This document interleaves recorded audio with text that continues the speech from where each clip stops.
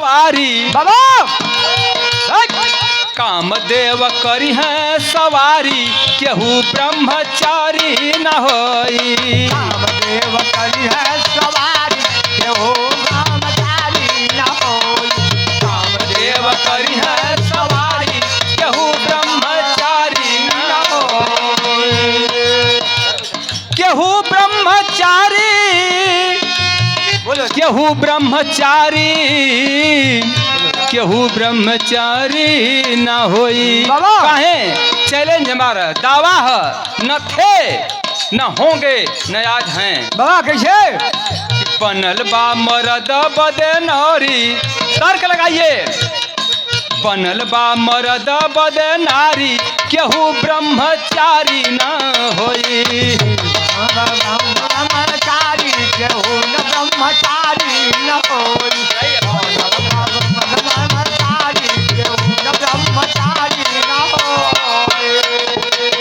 भगवान ने दो जाति बनाई स्त्री और पुरुष जोड़ा है। ये जो स्त्री है ये मानव के लिए मानव जाति आदमी के लिए साढ़ पैसा बदलना है। जब औरत मर्द के लिए बनी है तो ब्रह्मचारी कौन होगा। लोग कहने कि एक बाल ब्रह्मचारी हुआ बाल ब्रह्मचारी होता नहीं है बालक ब्रह्मचारी हो सकता है। बालक जब तक उसके अंदर शरीर के अंदर ईश्वर में डॉक्टर साहब लोग जानते होंगे जब तक स्पर्म का निर्माण नहीं हुआ तब तक वह ब्रह्मचारी है बच्चा।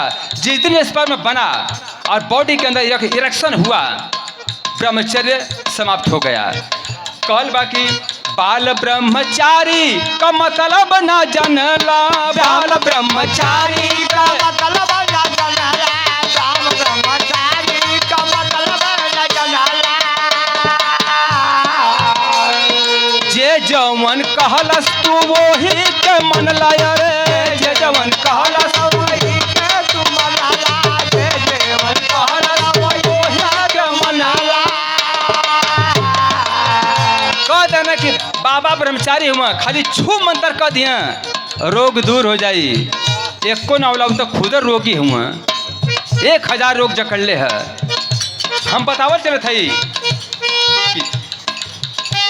एक दिन जवानी जोर मारी एक दिन जवानी जोर मारी केहू ब्रह्मचारी न होई। एक दिन जवानी जोर मारी केहू ब्रह्मचारी न होई। एक दिन जवानी जोर मारी केहू न ब्रह्मचारी न होई। पागल बस सही बोले चारी न होई। एक दिन जवानी जोर मारी केहू न ब्रह्मचारी न होई। एक दिन जवानी जोर मारी केहू न ब्रह्मचारी न होई। हो सकेला लोग है 5 गो शर्त है छोटे छोटे एमन से एको पूरा कैले बात हो जी 5 पूरा कैले बात साक्षात भगवान।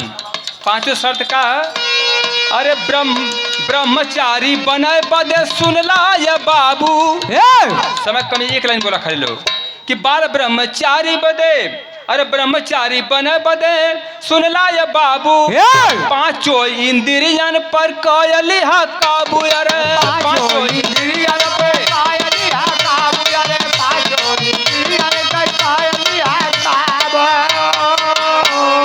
आज हमें लोकगीत के माध्यम से बता दे कि कामदेव कितना प्रबल होता है। किसी को छोड़ा नहीं आदि से अंत तक न छोड़ेगा वो।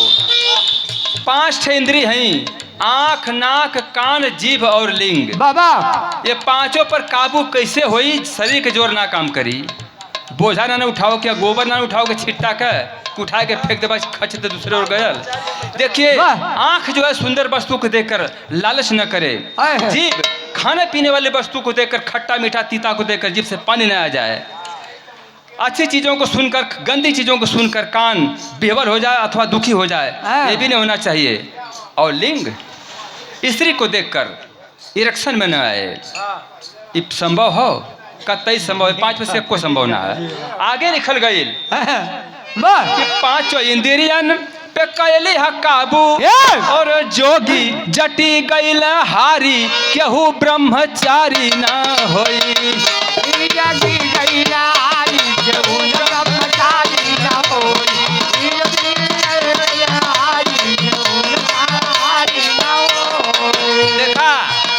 आई जोगी जटी कहने कि बड़ा काबू केले वहाँ हैं? एको काबू ना केने भैया अपने घर के मेरा छोड़ के भाग गए घरे घर की देहाता पत्नी जेके कहला कि अरेंज मैरिज ओके छोड़ के जाए के जंगल में जबरदस्ती मैरिज करत हुआ बाबा पकड़ा जाते हैं रोज का रोज लोग। अरे मर्द हैं तो हम जब खाना पीना खाते हैं दोस्तों साथियों याद रखिएगा तो खाना पचता है, कार्बोहाइड्रेट्स, विटामिन्स, प्रोटीन्स क्या क्या बनता है हमारे शरीर में जिंदा रखने के लिए सब कुछ बनता है। और टट्टी पैखाना बनला वो निकलला, खून बनला और वीर्य बनला, सब निकली जरूर। जब हमारे बॉडी के अंदर वीर्य बन रहा है तो कहाँ जाएगा, वो जरूर निकलेगा, चाहे प्राकृतिक रूप से निकले अथवा अप्राकृतिक रूप से निकले।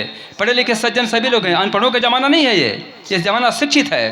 गौर कीजिएगा कि हमारे अंदर जो हमारे स्पर्म बनता है, जो हमारा वीर्य बनता है वह अवश्य निकलेगा तैयार होने के बाद, चाहे प्राकृतिक रूप से निकले अथवा अप्राकृतिक रूप से निकले, वो निकलेगा ही। वीर्यपात हो गया तो ब्रह्मचर्य भी नष्ट हो गया। वही तक हम लिंगोटा कसीला कवि जी तू निकटा कसे का करबा तोरे बस के बात से बतियाओ तो राम रही मामा तो अरे मतीन तक कैठ पकड़ा के जेल में गए हुआ सब दीना भाई जईबा गए सीन निगोटा कस बात है। देखा एक बड़ी अजीब बात आ गई, हिजड़न के तक काम वासना ना रहले, काम दे उनका भी बुद्धि सीधा कर देने, हिजड़न ससुरन के जमने का कुछ ना होला। उनका देखल गए कि अरे काम दे वही जड़न के हई बगिया उजड़ल अब बिगड़ल बालिंग जवन कबो ना सुधरल, बिगड़ल बालिंग जवन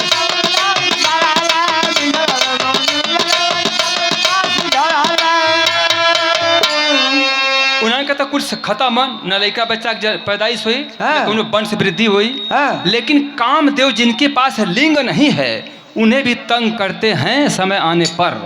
तो हमें आपको तो अच्छा खासा स्वस्थ लिंग दिया गया ईश्वर की ओर से, कैसे कामदेव को रोक पाएंगे आप।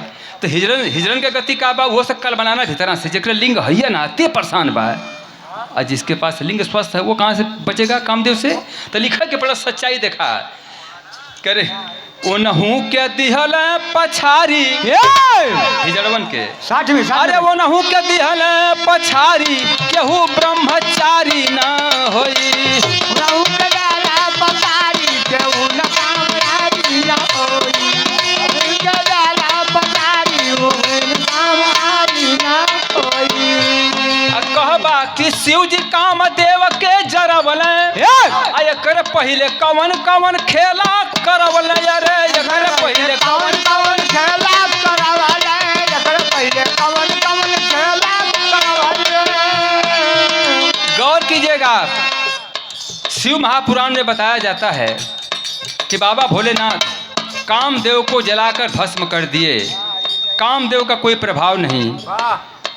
का शंकर भगवान के लड़का का नाम है भैया गणेश, उनके लड़का है उनके मेहरारू है, तबले है कामदेव को जराऊ देते हुए। जिस समय भस्मासुर, तर्क लगाइएगा, भस्मासुर जब उनको तंग किया तनी नहीं पर टेस्ट करी वरदान दे हुए, हाथ रखता था तो लोग जल कर भस्म हो जाते थे। लगने भागे, शंकर भगवान की साथ सुनिएगा, लगने भागे विष्णु जी से गुहार लगू ने, विष्णु जी कहने रुका है कि अब हम फंसा लेबे।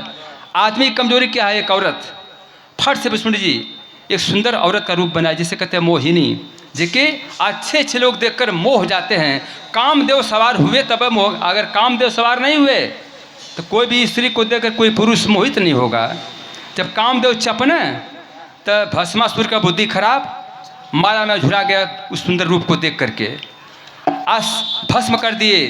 गर्थैया नाच नचा कर विष्णु भगवान किसको, भस्मासुर को। अतले भोलेनाथ प्रकट हो गए। अब देखना जबकि सुंदर रूप विष्णु भगवान का, ये जाकर कस के भर अखबार पकड़ लेना विष्णु जी के। भोले बाबा जौन की कहें कि हम कामदेव के जरा दिली, अब पकड़ लेना तब विष्णु जी के ख्याल लगल कि अगर झटके से अगर हम रूप अपन बदल ना लेते ही तो फिर खतरा है। आ तुरंत जो है भोले बाबा कस के पकड़ लेन, आ तुरंत विष्णु जी फट से अपने रूप में आगे निकले, मर्दवा हम है तो के कुल जगह में रुआ लौके थे तनको ना देखला है। अब देखिए कामदेव चंप कर चढ़ गए थे सर पर, औरत को देखते हुए विष्णु जी को औरत रूप में देखकर बाबा भोलेनाथ कस के अखबार में भर लेते हैं। उतर 2 मिनट अगर रुकते हैं तो पृथ्वी का तब फिर का होत क्यों जान। आप लोग तर्क लगाइए, केवल आगे लिखल गई कि कामदेव से सृष्टि सारी, अरे कामदेव से सृष्टि सारी, केहू ब्रह्मचारी न होई।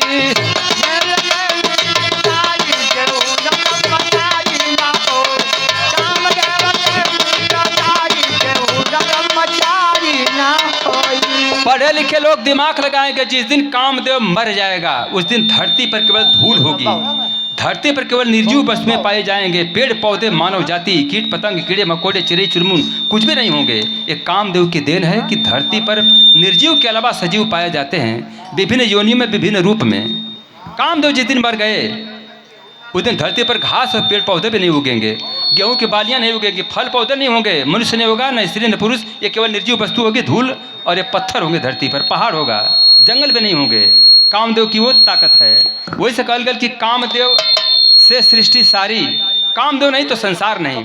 अंतिम लाइन लिखल गल कि पांचों इंद्रियन के हई जाल महाजाल बा, इनसे बचल के, अरे इनसे बचल के माई कलाल बा, इनसे बचल के माई कलाल बा, इनसे बचल के माई कलाल बा।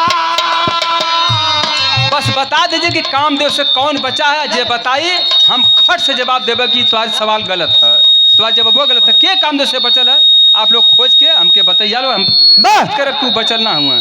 अंत लिखल गल कि इनकर तूफान के संहारी, कामदेव के तूफान, इनकर तूफान के संहारी, केहू ब्रह्मचारी न होई। तूफान के संहारी, केहू ब्रह्मचारी न होई।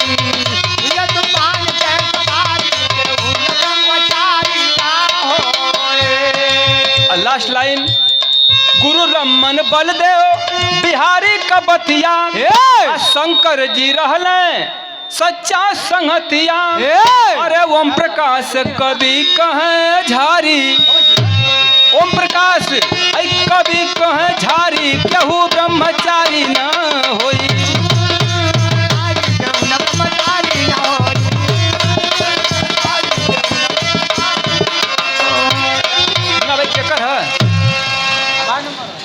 रामाश्रय